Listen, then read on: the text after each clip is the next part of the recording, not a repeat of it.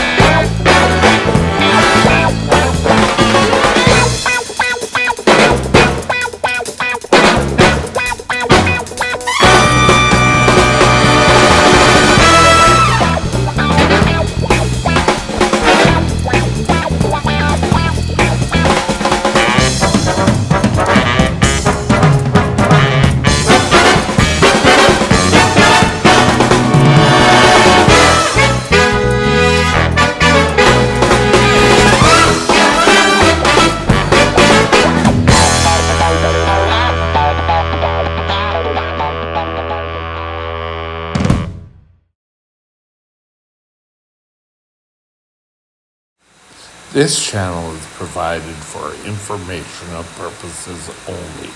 Contact your physician for any diagnostic or treatment plan. Now, a CGM is continuous glucose monitoring.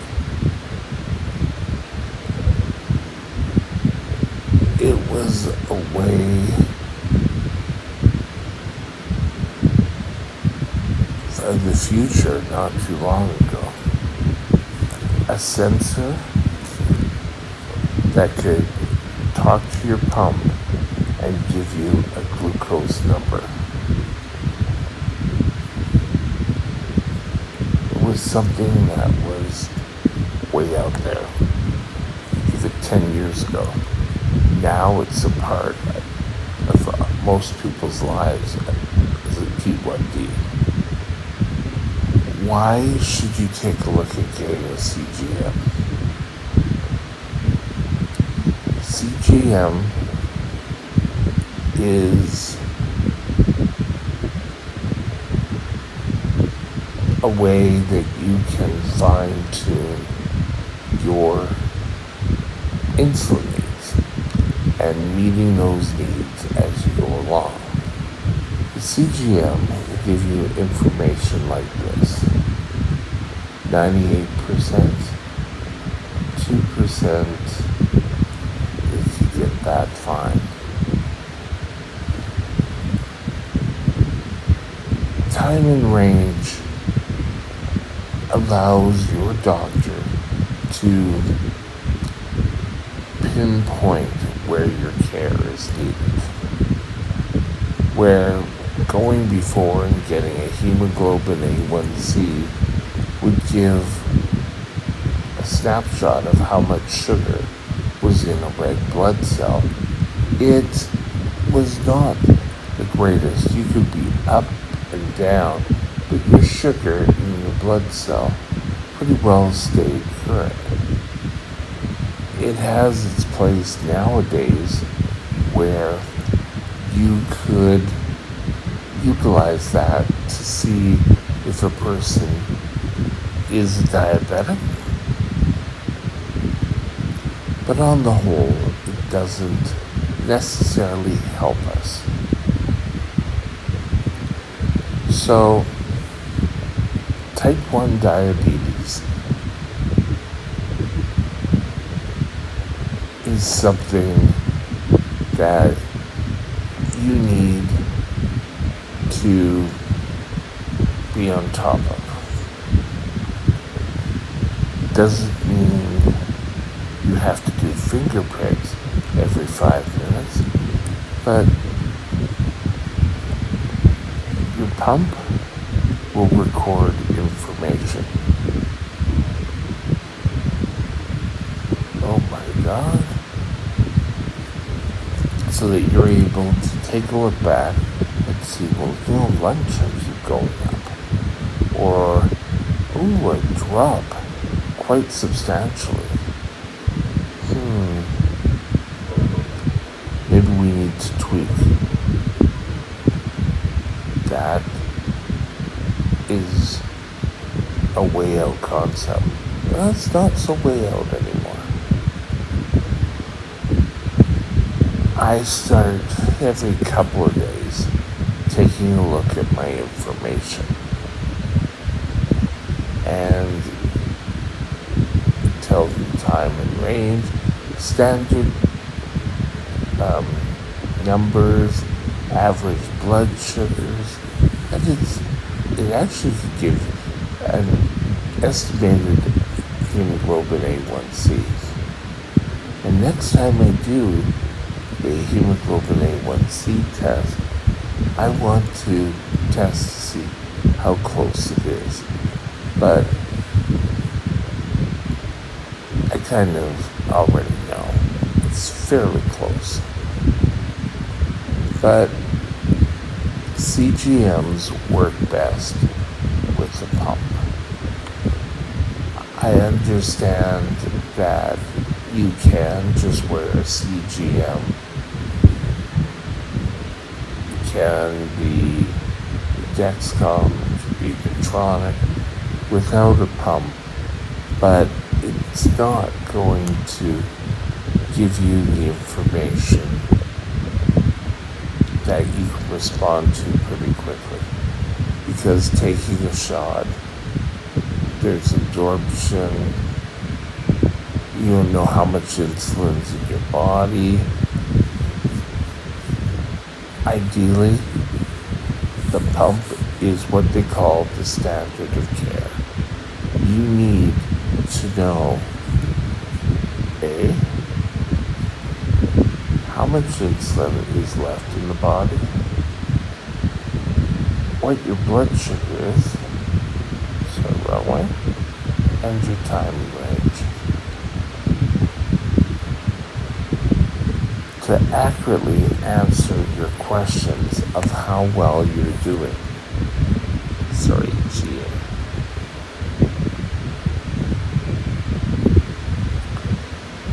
If you're wanting to join us on March 17th for our big beginning of Control Day, you really, if you're not on a pump, you really should look into getting a pump. I don't care which pump you want to go with. I've had the best experience with Medtronic. There's the Freestyle Libre, which you can just take a look at it.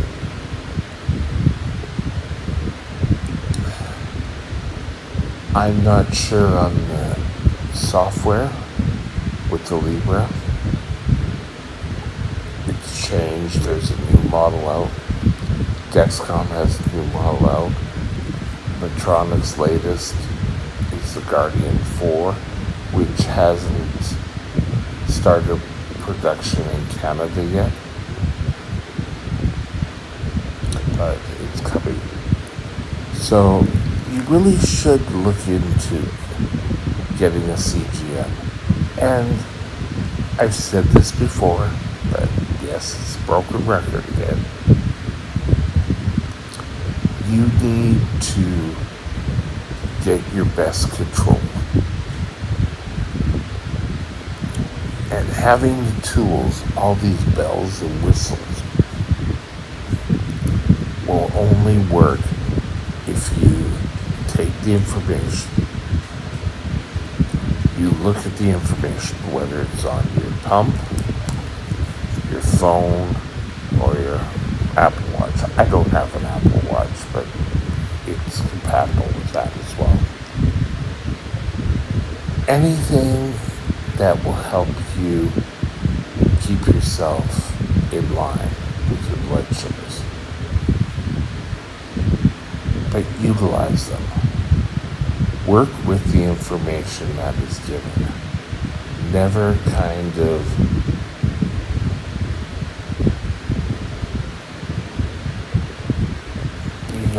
be complacent. Oh yes, I have this.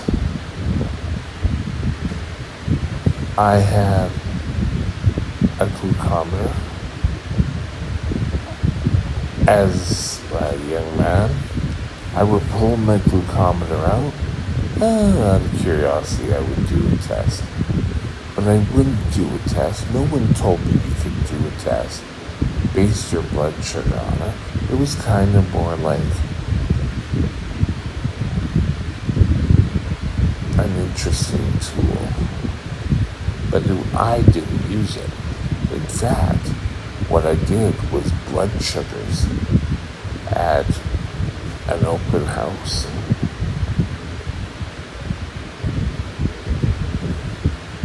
That didn't help me.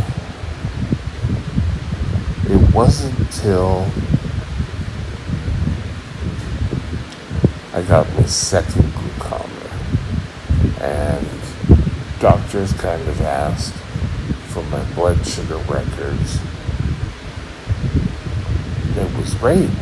No longer had to do urine tests. Blood was a lot easier to do. But I never looked at the results. I did it more consistent but spotty. And then we moved into New Westminster, and I started to go to a new hospital, got a new endocrinologist, and I really started trying to use blood sugars more and more every day. CGM has come along, and it's a super system.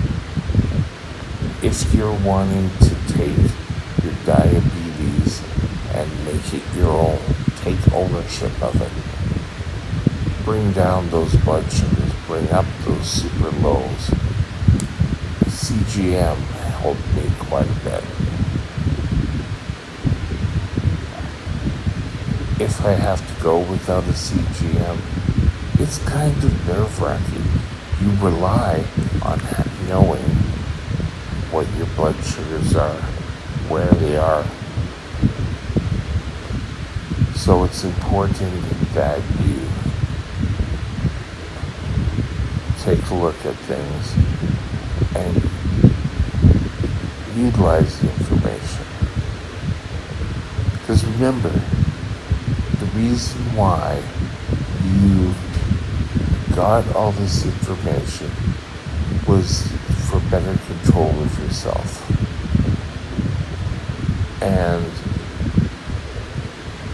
if you're doing it for someone else, chances are you're not going to utilize the information correctly. they'll find reasons. Oh, I forgot it at home. Blah, blah, blah. You need to keep your blood sugars well under control, or to the best you're able to do. With that, have a great day, and we'll talk later. Bye now. My email is mikesdiabetesworld@gmail.com. mikesdiabetesworld@gmail.com.